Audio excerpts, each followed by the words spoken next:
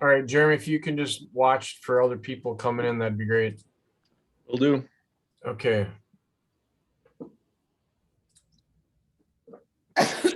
All right, well, this is, I believe, the first time, correct me if I'm wrong, Eric or Jeremy, that we've had the host group and the tournament directors together. That is correct. This is the first time. And we're excited to have everybody on board so we can kind of be on the same page. I didn't automatically mute people, so if you could mute yourself, that'd be great. No, forget it, because you already promised me to come out of the spring then. Can you figure out a way to do that, please, Jeremy? Yep. All right. Okay, so thank you so much for being here tonight. So we have all of our host groups, our wonderful host groups, that we know that this is an awesome fundraising mechanism for you. I believe over the course of the 3 weekends, we have 25 or 26 locations from all across the metro, and we're so excited to have this partnership with all of your associations or booster groups or whatever it may be. My name is Dawson Blank, and I'm the executive director at the MYAS. I've been here for 22 years, and I took over as executive director 3 years ago. A lot of familiar names, a lot of familiar faces, and a lot of familiar names in the tournament director world too. We have some great people that have worked for us as tournament directors for a long time. They're our grizzled veterans, and they do amazing work because they're an extension of us as the MYAS family. So, all right, we're going to get going, and I'll have Jeremy introduce the staff members. We've got a couple other special guests. They're going to talk through a couple of main things that we're focusing on again this year.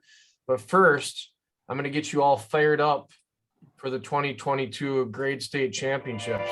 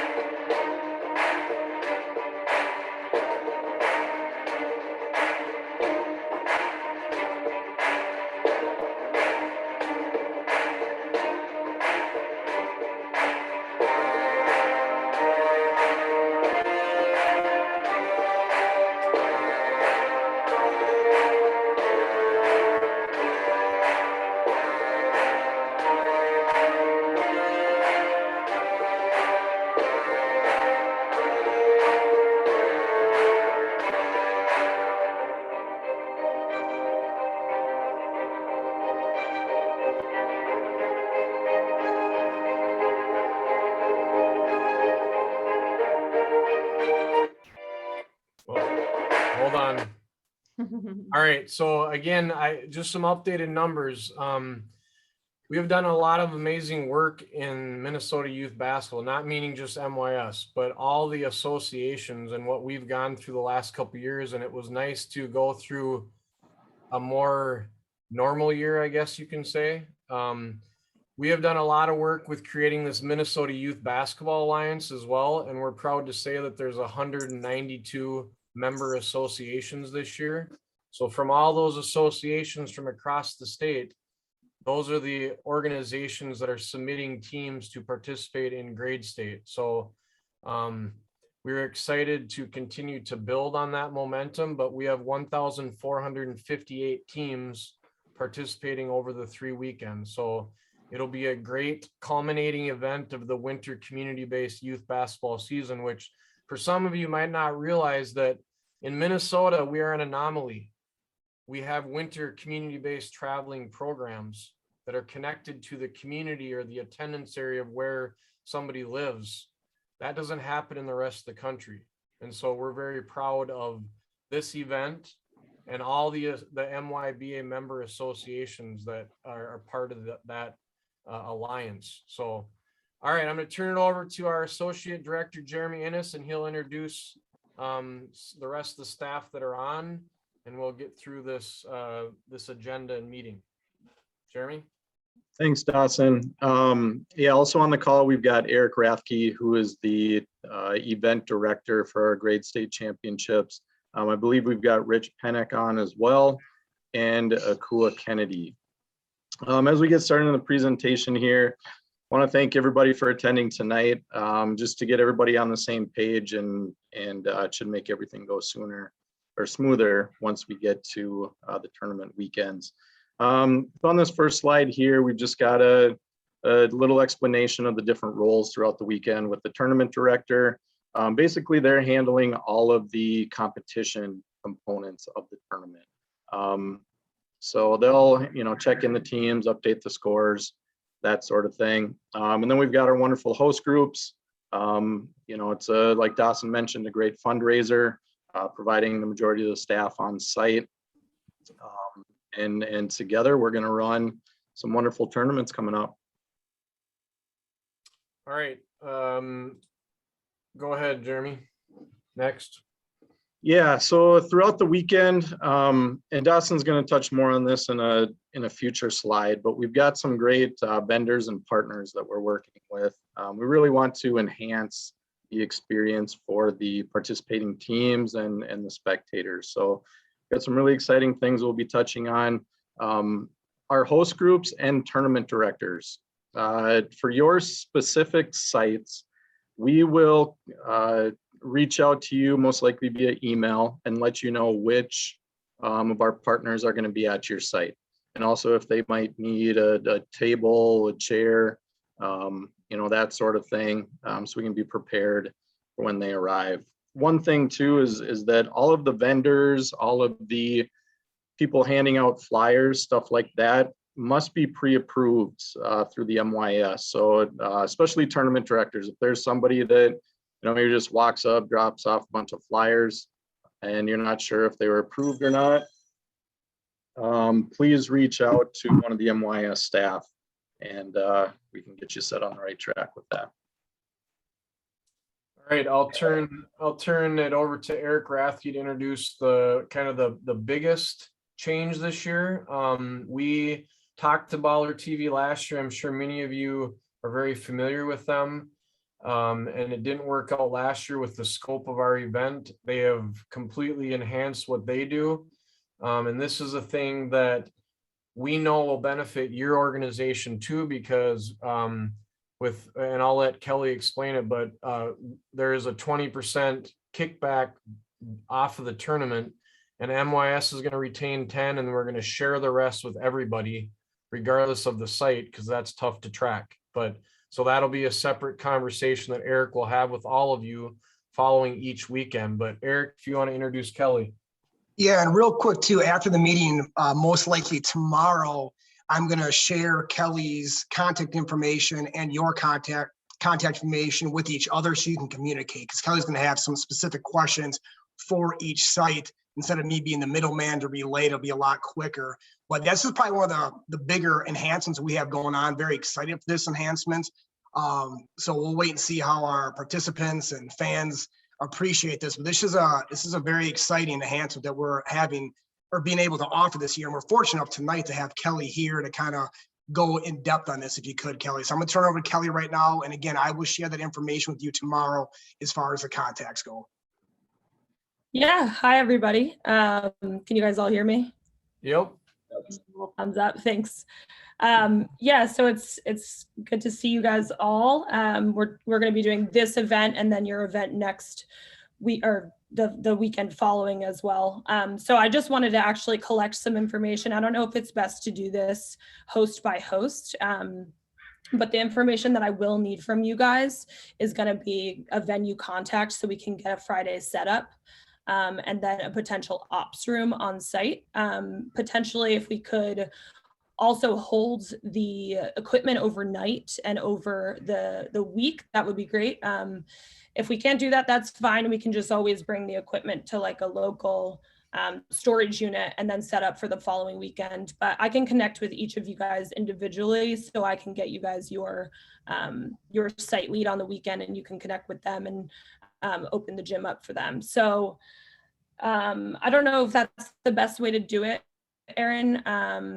What were you thinking? Yeah, I would think, like I said, I'm gonna share the contact information with Kelly and then all the hosts, so you guys can have a direct link with each other. That's gonna be the most, I think, efficient way to get the information that you need to get from them and vice versa.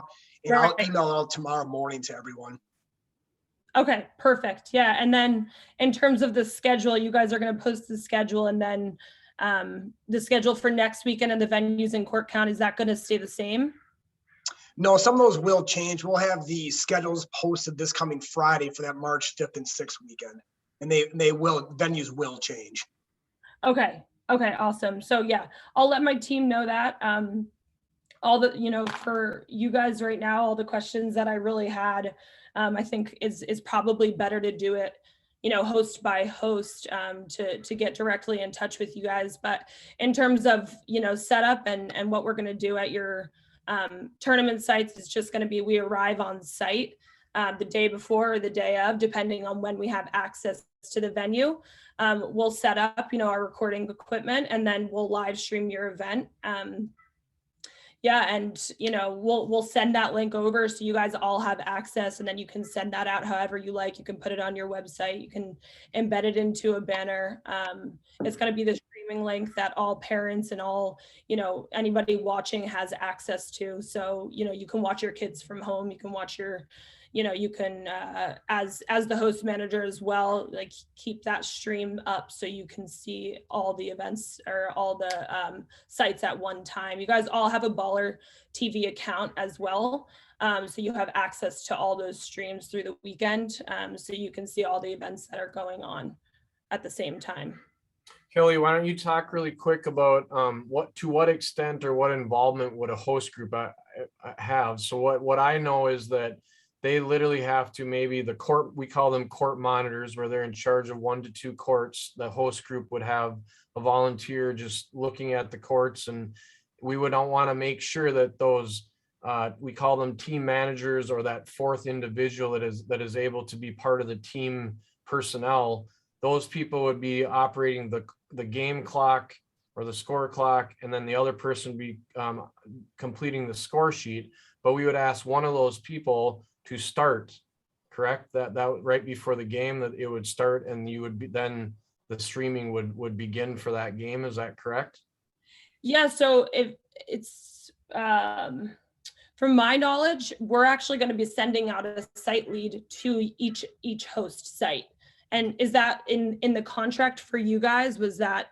Yes, it is, but just with different games starting at different times and everything like that, that I know that they may not be able to be in every spot. So I think it would be nice, if possible, Kelly, too, to maybe have just a quick cheat sheet guide for all the host groups so they can understand exactly. It's not a lot of extra work, because like you said, there will be a main person that will be able to manage any technical issues or anything like that. But we want to make sure that the volunteers that will be helping run this event, they know that if a game is about ready to start, they can walk over and say, hey, did you push that to start the streaming? Yeah, exactly. So that's for the scorekeeping. And we ask for, you guys to just simply, I can send over a cheat sheet for all of you guys. And it's simply just like walking you through the steps of what the BallerTV rep can tell you on site. But it's basically just going to be choosing 2 teams that are playing and then hitting the start and stop button every time, the stream needs to be started and stopped. Yep. So it's, really simple. I can send over a simple PDF for Aaron to distribute. That's as easy as it is. Okay. And I know the question was, will parents be required to pay for the viewing? Well, yeah, if they're off-site, they would be required. Do you guys have a weekend pricing? Is that how it works? We don't have a weekend pricing. Since you guys are doing 2 weekends in a row, the lowest price that we have is going to be $15 for the month, the subscription. And you can get a quarterly subscription. So you would pay $15 for those 3 months. Okay, so again, that would be up to anybody that can't make it to the site. And that's why we are wanting everybody to benefit from this as well. So obviously it's not a big percentage, but we're splitting it MYAS 10% and all the host groups 10%. But yes, MYAS will be sending out the link. We'll be promoting it. to all the participants. So if there's somebody that can't make the in-person game, that they could view it from afar, or a grandparent can watch it in a different state or whatever it may be. So yes, that information will be out as well. So, all right, Kelly, well, we'll have get the information to you so you can begin reaching out, and then we would love for you to get that kind of quick cheat sheet that we can pass along to everybody so they understand the process. Perfect. I'll send that over to you guys. Yeah, and then if you guys have any other questions, just feel free to reach out to me. Okay, thanks for being on. Appreciate it. Of course. Okay, moving on. So a lot of you that have been hosts for Grade State over the last few years have known that this is an important initiative for us. And obviously you have all heard of the referee shortage and the issues that we are having with unsportsmanlike conduct in youth sports. And so again, one of our goals as an organization is to promote sportsmanship. And we are going to once again promote that at a high level. So again, at the top, it says we need your help on this. So I'm going to bring Mark Argis in, who is a strategic partner. He's the founder director of Youth First. You know, we have had this great alignment and strategic partnership as an organization the last few years. And as you can see, the messaging is it's about the kids, keep my competitive energies in check, and treat officials and opponents with respect. And that's something that is going to be plastered all over your location. And we ask that you would help the tournament director put that information up. There will be a couple other things that I'll go through in a second after I'll give Mark a chance to talk. But Mark, why don't you step in, and if there's anything you'd like to pass along before I kind of talk about details, that'd be great. Yeah, well, thanks again, everybody, for what you're doing. You know, creating opportunities for kids to figure out who they are and to become, you know, productive people by playing youth sports is a great thing. But of course, all the parents, you know, if you interviewed them, they think their young lad or lass is going to be the, you know, the next coming of the, you know, professional athlete. And we all know the math at the NCAA hasn't changed in a long time. So there's a very small percentage of kids that move on to do that. And so what we want to do is try to create the best environment for all of the kids to have a great youth state tournament. And we do that by focusing on conduct and sportsmanship. And as Dawson mentioned, we'll have some posters to get out. In fact, you've probably seen these in the past. We've got, you know, poster sized versions of these. We created a black and white version on yellow this year to kind of stick out.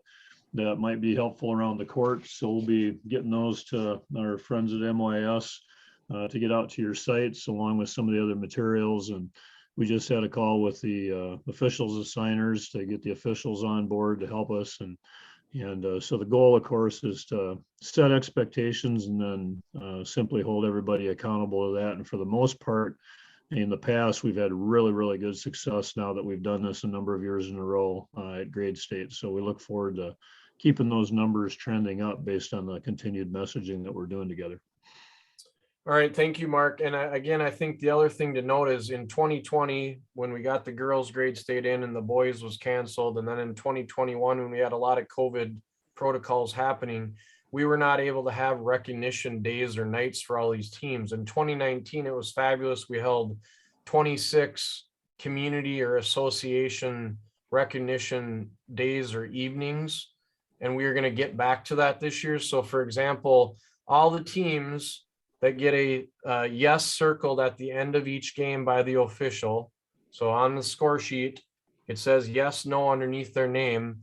If they have yes after every game, when our tournament director will then take that information and they'll log that into our system when they report the scores, that'll automatically be tabulated. And if they get a yes after every game, so every game they participated in for the weekend, and yes means that the players, the coaches, and the parents or fans connected to that team all show good conduct and good behavior, then we're going to have this recognition. And the recognition for the girls' weekend primarily is going to be at the Mall of America at the 3M Court of Dreams. It's going to be in conjunction with the 50th anniversary of Title IX. And so that'll be a way for us to recognize the teams there. And we're hoping that we have over 500 teams recognized. That's the hope. But we need your help with this. So a couple things that we would love for you to do as tournament directors and as host groups is, first, host group leaders, please make sure that you let all the volunteers know that this is happening at the location. It is a conduct first environment. We are putting youth first. So on Saturday, and I know this was something we did a few years ago, but we're going back to it. It's a smaller version. On Saturday, we want this right here, which we'll be passing along. It's the spectator card. It's got a 20% off coupon at Buffalo Wild Wings. There's an alarming stat on the front, the conduct first message. We want anybody that's doing admissions to physically hand this card to an adult. If they end up throwing it away, that's too bad, but it'll give them a chance to look at it and think twice. We're going to do messaging leading up to this event so people understand how important it is that they show good conduct, show good sportsmanship during the tournament. So that's one thing. Like Mark and I talked about, we would really like you as the host group, if your volunteers can help, put them nice and neat up on the different opportunities next to the brackets, next to our big photo op banners that we're going to have at the courts, where there is going to be some messaging. We're going to have a hashtag thank a ref posters all around. So we'd like your help in getting that, because again, this is creating a better environment for everybody involved. And by you helping us with this, it'll help the entire tournament. The other thing is that your court monitors, those individuals that are volunteers for your host group, that they may, if they really feel proud, can wear the vest that we have that says court monitor on it. We ask them to make sure that the officials are conducting a quick pregame, they're introducing themselves, and they're handing this reminder card right here to each team. Again, we don't know what will happen with it after they receive it, but it's another way to remind the coaches that this is a conduct first environment. And there are 3 important things that you need to know by being in a conduct first environment. So that's kind of the process. And again, this is a way for us to not only recognize all the teams, but like we told the assigners in this meeting we had a few hours ago, this is a way to recognize the officials as well. Because, for example, 2 years ago, we had a big Saints recognition night for a bunch of teams that played in our Gopher State Tournament of Champions for baseball. And we recognized some officials or umpires too. There was a guy named Lyle Lundquist, who I've known for 20 years, he umpired a lot over the years. He came up to me and said, "Dawson, I've never been recognized as an official, and this is awesome." So they're human too. We know that some don't make they don't maybe how do I say this, do justice for officiating, some people, but the overwhelming majority of the people that are officiating are passionate about it, and they're doing it for the right reasons. So we need to help people understand that part of it. So does anybody have any quick questions about that part of it? So there's 2 main things, the spectator card and the reminder card. Those are 2 big things. And the spectator card, we implore you to remind every volunteer chef doing admissions to physically hand that, along with whatever happens with the wristband, to each paid adult on Saturday. There will be more than enough cards. And again, if they throw it away, that's their deal. But we want to get it physically in their hands at admissions. Are there any questions on youth first?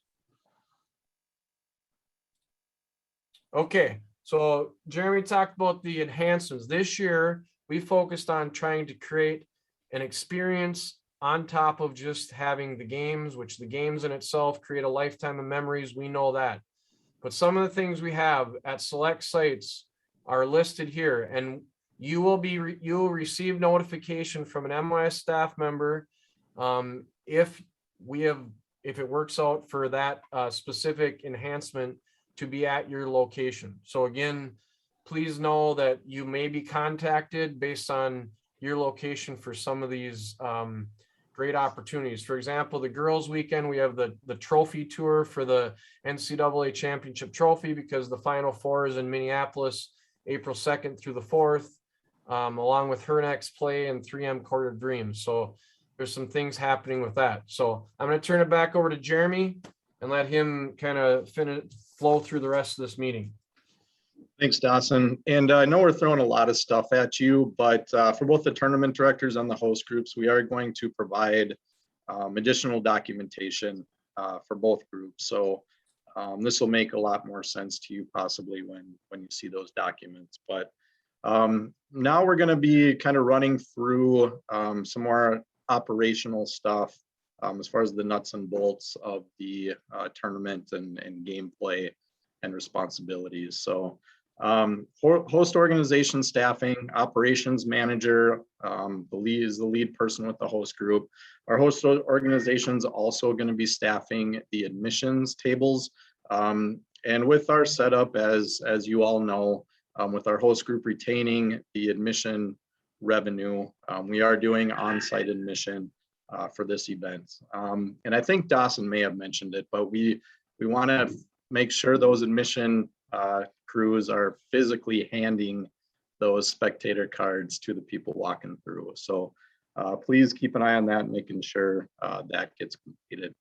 Host also staffing concessions, staffing apparel sales, and the court monitors. This is something we've been putting together the last few years now. It's gone over well, especially without having the hosts run the scoreboard anymore. It frees up some extra bodies. So if you can get one person per court to be the court monitor, that would be great. Monitoring behavior, helping with the BallerTV, resetting games if needed. We'll make sure we get more detailed information out about that. And if your facility is requiring face coverings for spectators, the court monitors would be the people that we want monitoring that and reminding people. And then also the host organizations, we're asking if they provide some bodies to help with the award ceremonies on Sundays. Our tournament director will coordinate the ceremonies, help communicate with the court monitors and the awards ceremony staff as far as the winner of this game is gonna get first place. So the court monitors, please make sure you notify them to head to the awards area as soon as the game's over. Tournament director, we also want them to inform the awards area staff which division's coming, so they can be prepared. And again, we do have some detailed documentation that we'll be getting out in the supplies here soon. This year we did purchase 10 very large banners that have some MYAS logos, grade state logos on them, and we want those hung near the award ceremony. So after the awards presentation, teams can go get their pictures taken in front of them. We'd like to get it up as soon as possible, so people can take that picture and post it on social media, and that picture will have our logos in the background. So please get that up. It's a big banner. We're gonna send some zip ties, also some those command hooks, so we don't damage any walls. But it might take 2 or 3 people to help get that thing up. So please try to get that taken care of early. I would just like to note with the admissions too, not a lot of you association leaders that are on know this, but please remind your volunteers at admissions that if somebody says, well, my association already paid for this, that is not true, because there's been a no gate fee model where the price of the tournament or the entry fee for the tournament included the gate portion. That is not true for this tournament, because again, this is a fundraising mechanism for you. So the price of what was charged to the teams was the fee for the tournament. So there is nothing was included for the admissions.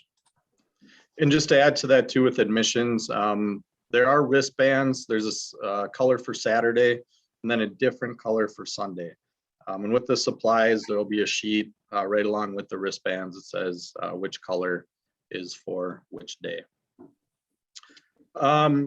Pre-event items, tournament directors, make sure you pick up your items on Friday. Been in communication with you about that. Arrive to your tournament at least 60 minutes prior to your first game. What we'd really like to see happen is our tournament directors and our host groups communicate with each other and set up on Friday, if possible. Our tournament directors, that'll be paid time. So make sure you document that on your tournament pay sheet.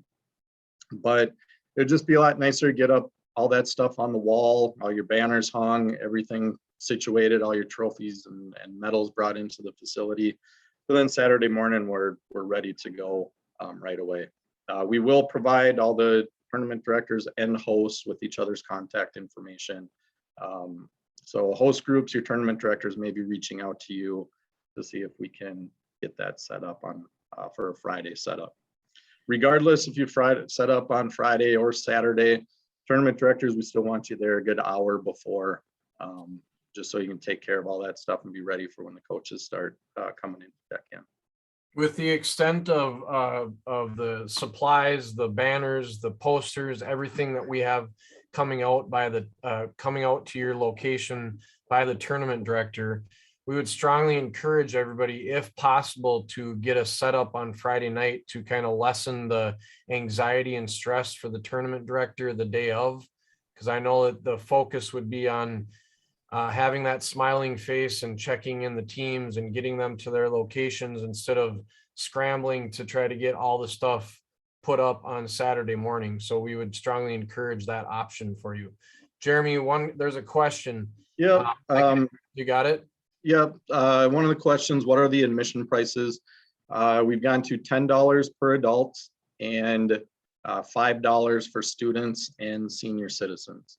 And and we'll also provide price sheets that we'll be sending with the tournament directors that they'll be able to give the host group staff. And it's 55 and over is what we got listed on those forms for senior citizens.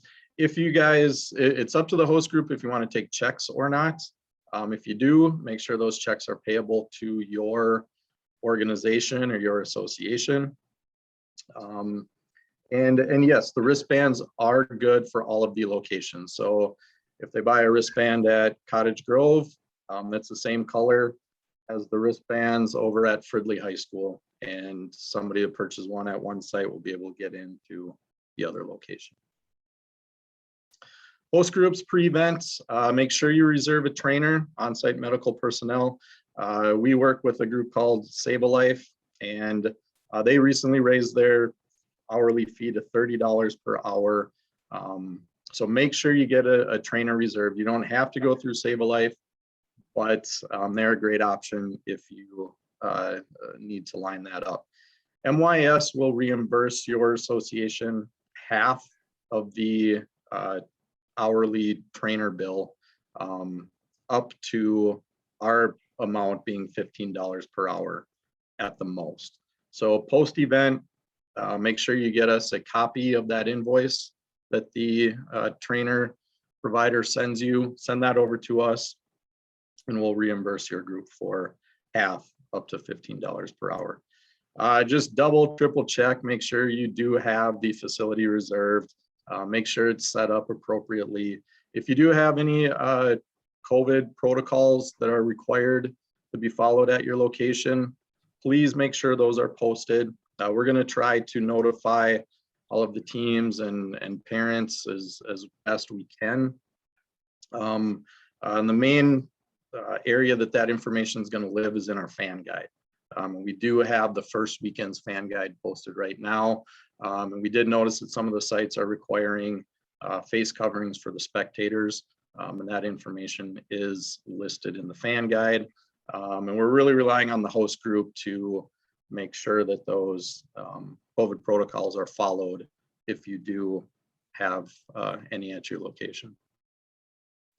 Event setup, tournament directors, you guys know the drill. When you get there, set up your headquarters, make sure it's in a visible area, and get all your banners hung up and your signage, deliver the court folders. And that's something, as Dawson mentioned before too, if ideally, if we can get in there Friday, get that taken care of, great. If our tournament directors are not able to get in there on Friday and showing up on Saturday, host group, if you've got some extra bodies that you can have helping out, taping up brackets or banners on the wall, that would really help our tournament directors out. Ask you back to the previous slide. No. Second here.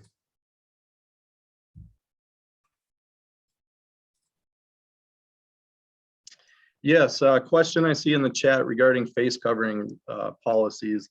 If those policies have changed, please let us know as soon as possible when we get that fan guide updated, so people know what to prepare for when they get to your location. So we realize, yeah, there's a lot of school districts changing their policies. So please get that information over to us if it's changed. Host groups for our tournament directors, please get them a table and a chair. And as it says there, please help tournament director out, hang up the banners and put out signage if possible. We also mentioned here about Friday, the tournament directors and the host groups that have coordinated that in the past. It's really been nice to be able to do that. It makes Saturday morning, as Dawson alluded to, just so much more smoother and under control. Just a request to all the tournament directors, please make sure that if you are using the duct tape, for example, for your tournament headquarters, try to cover that up and don't have the duct tape over the top. Let's try to make it look as neat as possible and have all the stuff as straight as possible and everything like that. Apparel. So we are back to selling apparel on site this year. Last year we did everything online. This year we have both an online sales option, but our tournament directors will be bringing apparel with them to each of their tournament sites. As we mentioned earlier, the host group will be selling the apparel. It's best if they set up a table near the concession stand, a high traffic area, visible area, and that should equate to more sales. The host group will also be able to retain a portion of all the t-shirts and all the sweatshirts sold. So the more you sell, the more money that your group will be able to retain. When our tournament director gets there, they'll bring the boxes of the shirts, t-shirts and the hoodies. They'll also bring price sheets as well that you can post. And there will also be a consignment form. So we're asking that the tournament director will get the host group that consignment form, and we want the host group to count everything to ensure that the numbers on the consignment form match what's in the boxes. We've had it happen before where it comes time to settle up at the end of the tournament, and the tournament host says there's no way there was 5 dozen sweatshirts in there. We maybe sold 2 or 3. To avoid that, please make sure that gets counted at the beginning of the event, even before the sales start. Make sure that gets counted. Note any discrepancies on the form. And if we said there was 60 small t-shirts and there was only 59, please make sure that's noted on that consignment form right away. And we want both the tournament director and a representative from the host group to initial that modification. There's also a spot for both the tournament director and representative from the host group to sign that form, verifying the initial counts. And then at the end of the tournament, we'll touch on this at the end, but there's a spot there too where you can make the counts and both groups sign off on what was not sold and what will be brought back to the MYAS office by the tournament director. If your group is going to accept checks for the apparel sales, make sure those checks are written out to your organization. And we've one thing to mention too, if your organization has the ability to run credit cards, you're more than welcome to do that if you want to. In that situation, you would be responsible for the fees or anything like that, but it may help entice sales.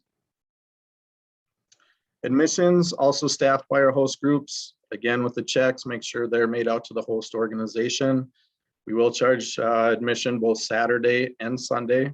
There's the prices per adult, per student, senior citizen. We are not doing a weekend pass. As I mentioned earlier, the wristbands will get people into each of the different locations.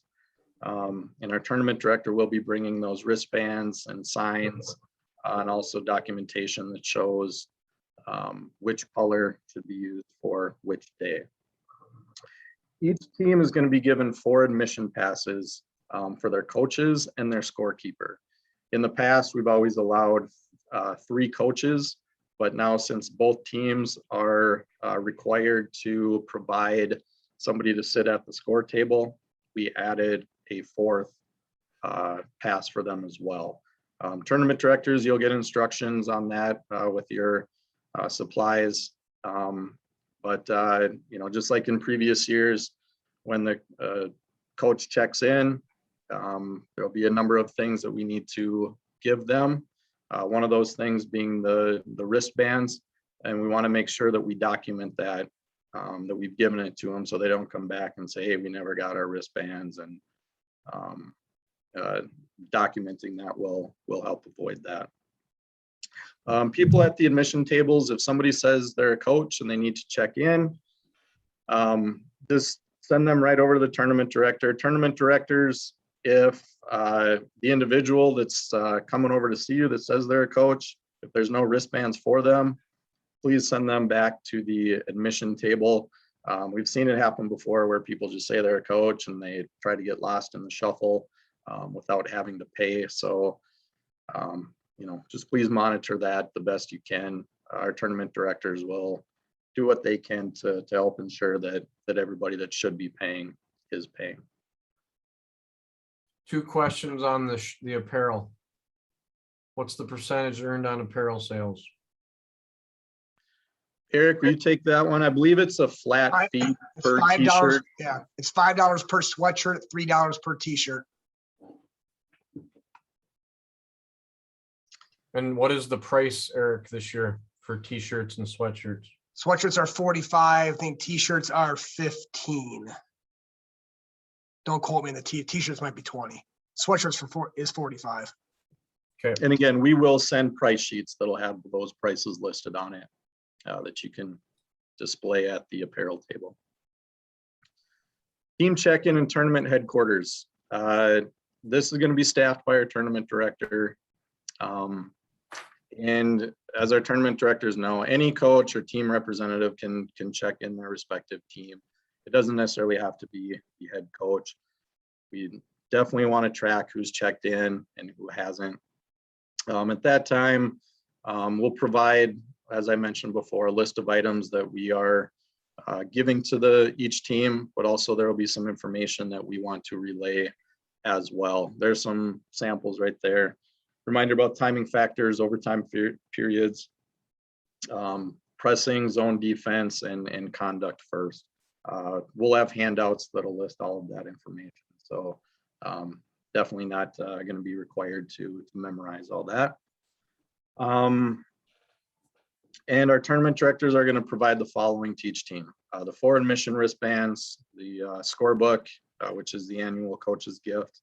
We've got a team goodie bag. It's got some items from our partners and sponsors in there.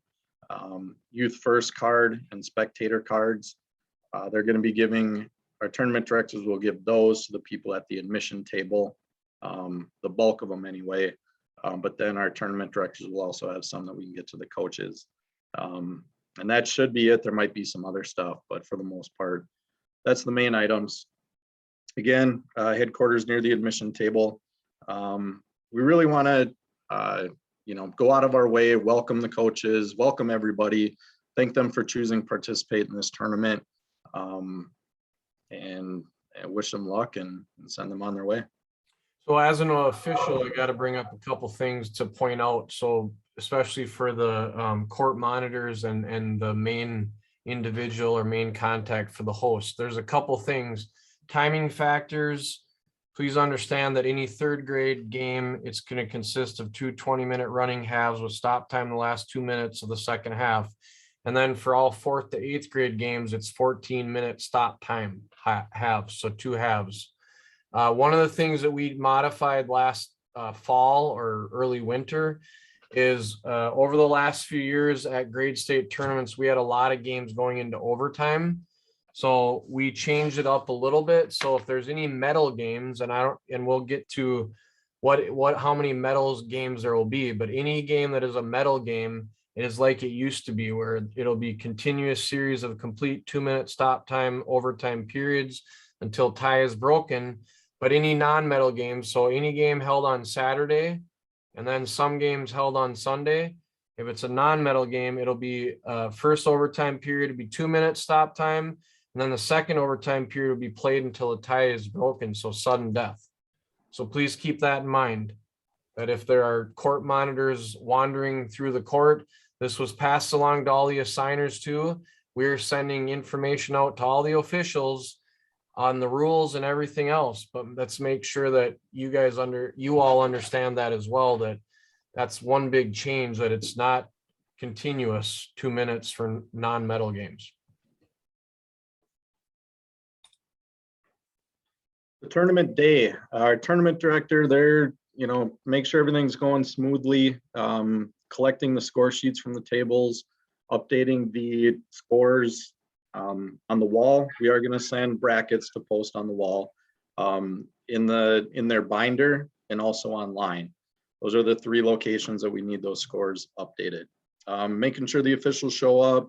If there's somebody late, please communicate with the assigner. You'll have their contact information in your materials.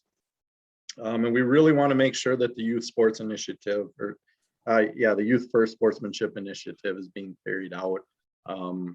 The 3 major components with that, making sure those spectator cards are being handed out at the admission tables, making sure the officials are circling the yes or the no on the score sheet, and then that information being logged in the same spot where you update your scores. That's been in place for a couple years now, so you're all aware of that. And the one thing that's not listed here is the pocket reminders that are in the court folders that we would like the officials to present to each one of the coaches at the start of the game. As Dawson mentioned, just a reminder, some good things, and it gets a little dialogue going between the coaches and the officials, which especially at the beginning of the game, they don't dislike each other yet. So that's a good thing to get them talking at that point. Yeah, and I guess the other thing is just remember, we've always got MYAS staff on call if you need us. Don't hesitate to call. We'd much rather have you call us to get the right answer than give out an answer you're not sure about. And then we've got some issues on the road. Go ahead, Dustin. I was just going to say that we would love for the court monitors or the host lead early in the day on Saturday. I know that our tournament directors have gotten used to this, and to make sure to, when they go and collect that score sheet, if they don't have yes or no circled, that they remind the official and say, hey, could you please fill this out for us? Because we want to make sure that every game has the result of yes or no on it. And then the other reminder, again, with Youth First, to make sure that those reminder cards are handed out. So that's a big thing too. I see there's a couple questions in the chat. For 3rd and 4th grade, for both boys and girls, they shoot their free throws from 12 feet. Our tournament directors will be bringing tape that's safe for courts. That if your courts aren't already marked, they can use that tape and get a line down. The tape doesn't need to go from side to side of the free throw lane. It could just be a couple feet marked off at 12 feet. Just a little more detail with that rule. 3rd and 4th grade, they're shooting from a closer distance. Just like the older players, they cannot jump across the line. They've got to stay behind that line. And as I mentioned, we'll be sending tape if it's not already marked on your courts. There's a question about score sheets being brought to the tournament director. I know some tournament directors have a preference that the court monitors or somebody with the host group is picking up the score sheets and bringing it to them. For the most part, we like to see our tournament directors walking around and monitoring what's going on. They can check to see if the games are running on time, or if they're there as the games are getting over. Their eyeballs are on it. They could see if it goes into overtime and make sure the proper overtime timing factors are implemented. But there are situations though where maybe there's a court way down a hallway, or a tournament director's got a bunch of teams check in early on in the tournament. So that might be helpful, especially if tournament director hasn't been there. Pick up the score sheet instead of just letting it sit on the table. In that situation, would be great if that could get delivered to them. There's a question about instructions on filling out the score sheets.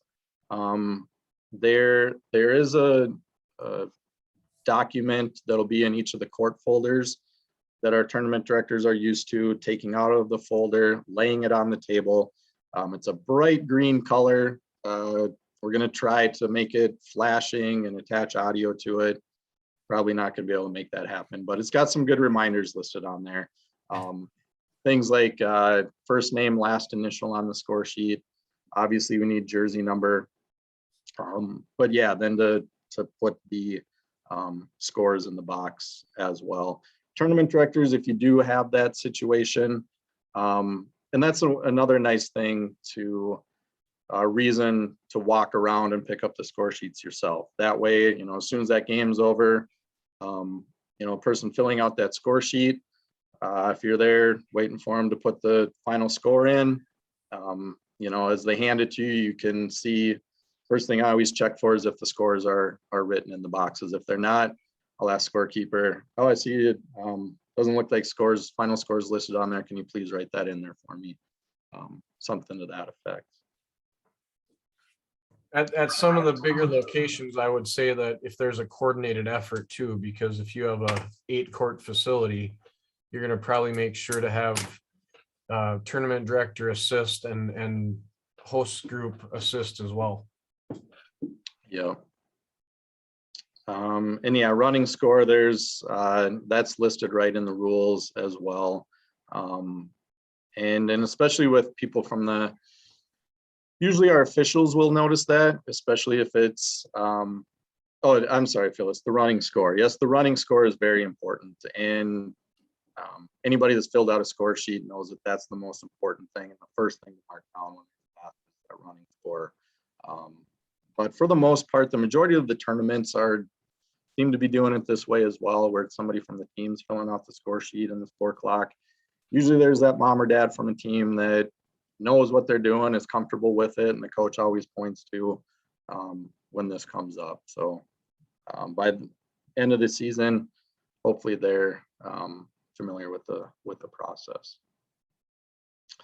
Again, I just want to remind everybody there is going to be documentation with all this stuff listed for our tournament directors, and also that we'll be sending out to our host groups for information pertinent to them as well.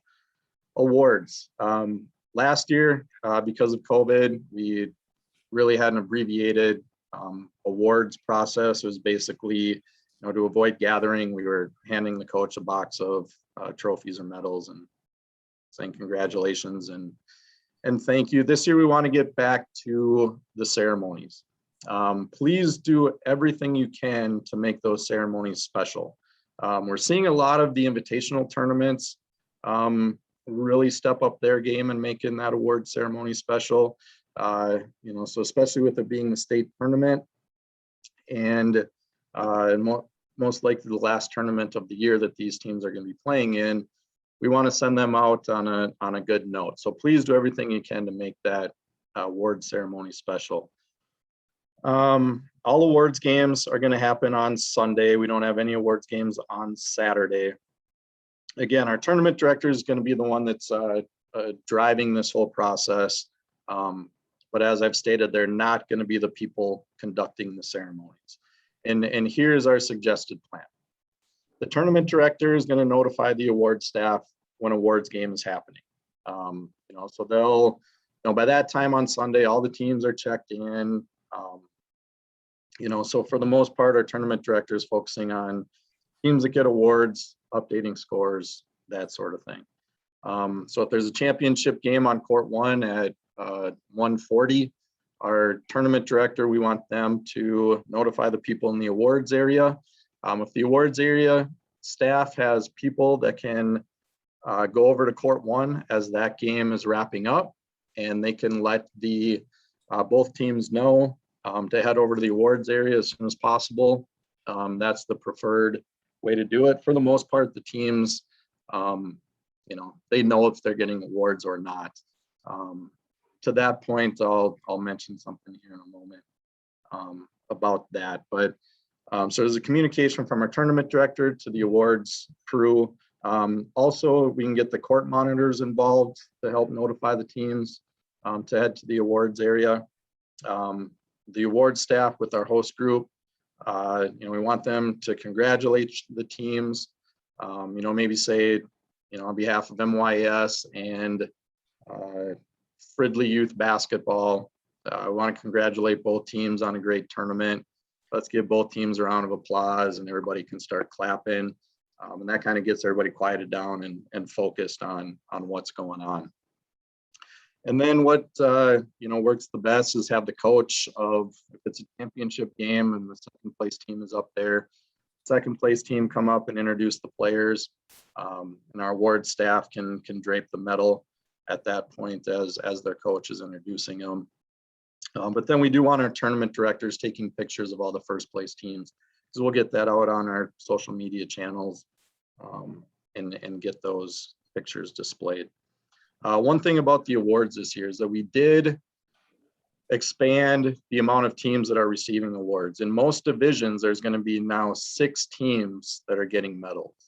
And especially tournament directors, we're going to have that information in your materials, most likely on the brackets within your binder, so you know which teams should be getting awards.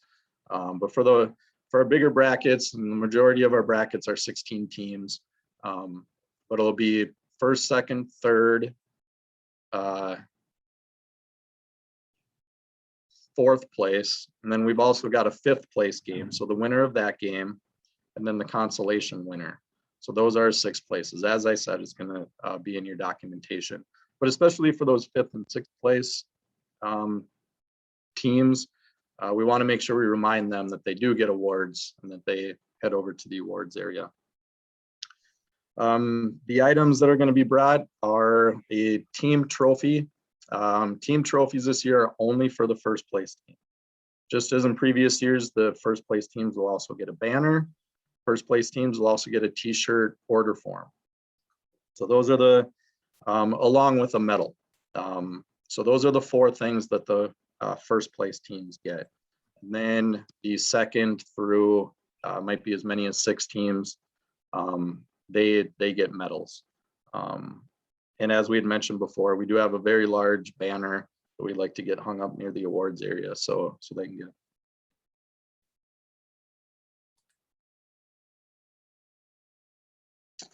All right, unsportsmanlike conduct. Unfortunately, being a state tournament, we might see a little bit more of this. Hopefully we don't. And it typically seems to happen on Sunday, as the games, get into the semifinals and start meeting a little bit more. So hopefully it doesn't happen. If it does happen, that's one of the items that our court monitors are responsible for. Keeping an eye on conduct. If something's happening in the gym, we want to do the best we can to de-escalate that situation. So if tournament director sees something, or excuse me, if a court monitor sees something going on, maybe somebody's yelling some, using some words that they shouldn't, if they feel comfortable walking up somebody and just saying, hey, appreciate the enthusiasm, but, please just keep it positive, something like that, great. If not, go get our tournament director, and together try to de-escalate the situation. Always prefer to have 2 or 3 people, to handle those situations. Maybe our officials assigner is there, so we can grab them and help out. More bodies, the better. But as a general rule, we'll give people a warning, if they're getting a little bit out of control. If it continues, simply ask them to leave. That's about the best leverage that we have in these situations.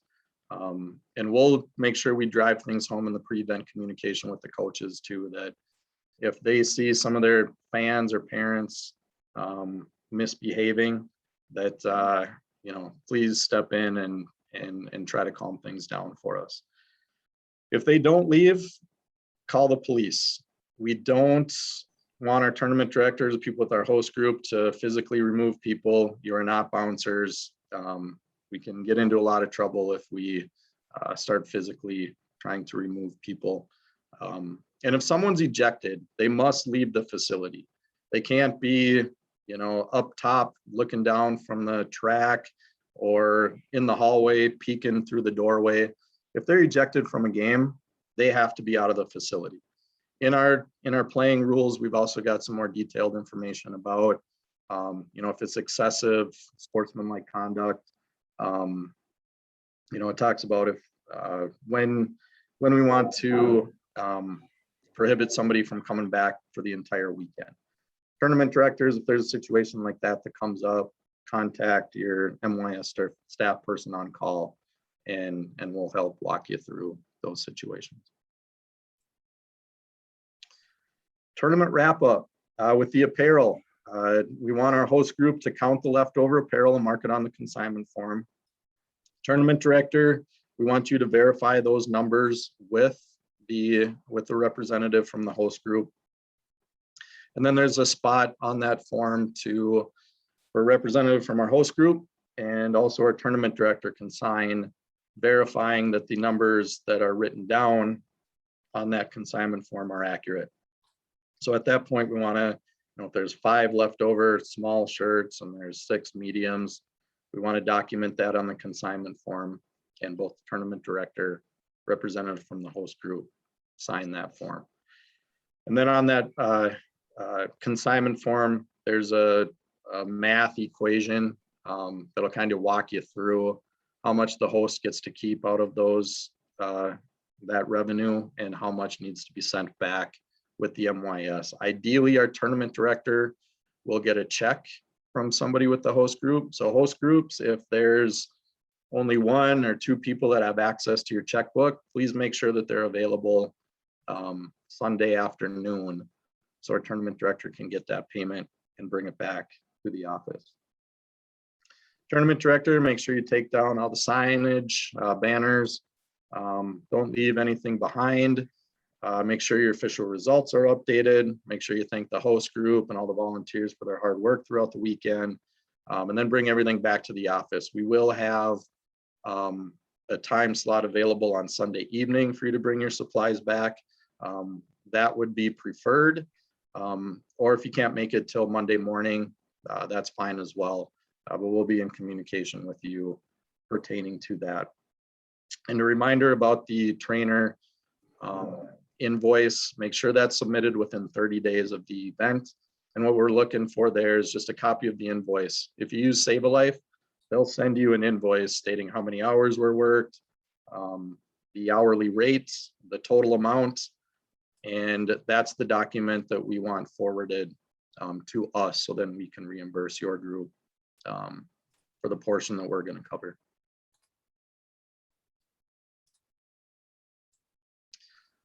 Lost and found items, typically we don't bring those back.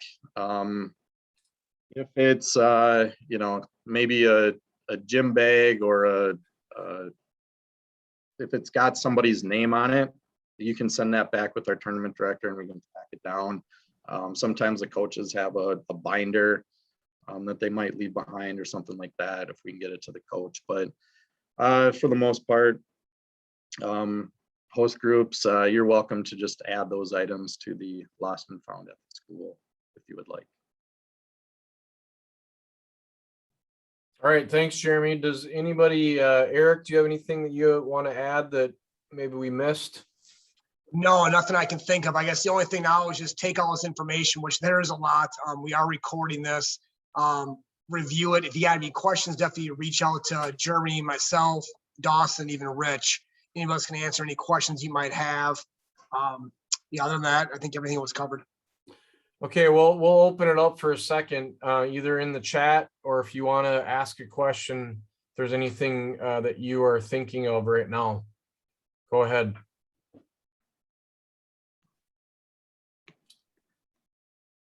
When will the tournament director be in touch with us?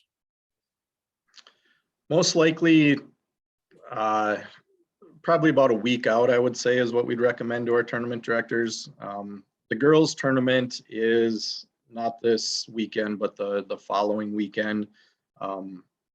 So within the next, I would say Monday at the latest is when we're going to get that document with all the contact information sent to our tournament directors and hosts. Hopefully we get that out tomorrow, maybe Friday, worst case scenario, it's Monday, as I mentioned, for that first girls weekend. And at that point too, we'll probably send everything out or shortly after for the following weekends. But I would say, anywhere from maybe 4 days to a week is probably when the host groups would hear from the tournament directors to ideally set up a time for setup.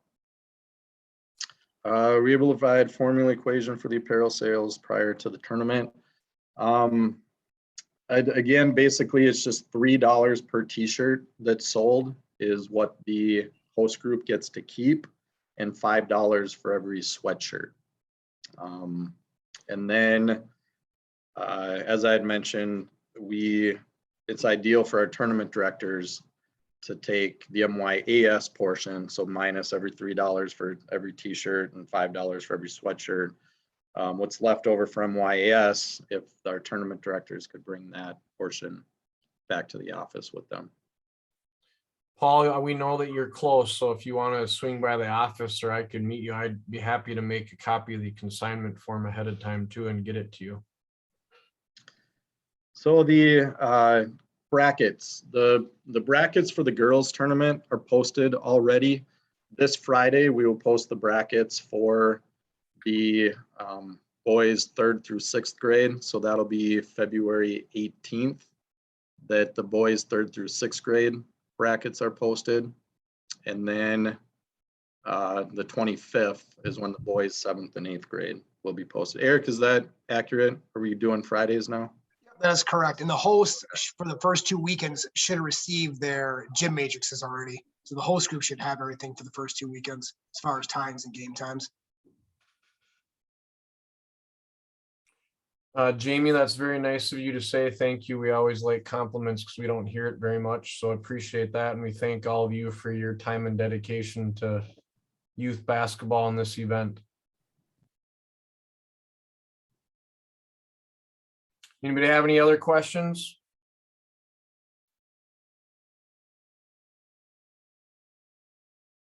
All right, all we sell is service, so you know where to find us at mys.org. Put our name in there and then at mys.org, or come see us in beautiful Spring Lake Park. What do we got? Anything else? All right. Thank you, Joel. All right. Thank you, everybody. We good, Jeremy? Yeah, we should be good I to go. believe so. Okay. All Thank right. you. Have a great Thank you, night. everyone. Have a great night. Have a great weekends. Thanks, everyone. Thank you.